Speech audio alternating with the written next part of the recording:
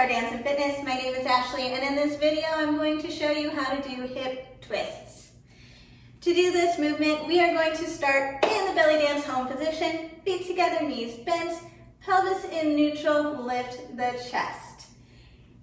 With this, it is helpful if you have something, the bottom of your shirt, the top of your pants, something around your hips in a straight line. Because what we're going to do is be twisting the hips forward and back while trying to keep this line parallel to the floor. So we don't want to go up and down or swoop like this. We just want to twist straight forward, straight back.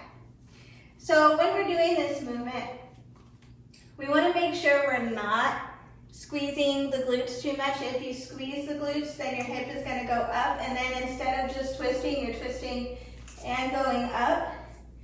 So we're going to engage the core, pull the belly button in towards the spine, really stretch out the torso here, and that'll help keep your chest from moving. And then you're going to use your hip flexors and just twist your hip forward. You're going to pull it forward. And then just switch. Trying to keep the chest facing forward. So everything from here up is not moving. We're staying right where we are. You could be balancing something on your head. You could have your hands on some fence posts. They're not going anywhere. And the hips are going forward and back. And if you have a mirror, you can look at yourself in the mirror and say, okay, is this line, whatever line, bottom of your shirt, whatever you're using, is this line staying parallel to the floor, or is it going diagonal if I'm using my glutes, if I'm lifting too much, or if you're lifting, straightening your legs? That will happen also. Bending the knees, twist forward, twist, twist, twist, twist, twist. Okay, remembering to keep the core slightly engaged.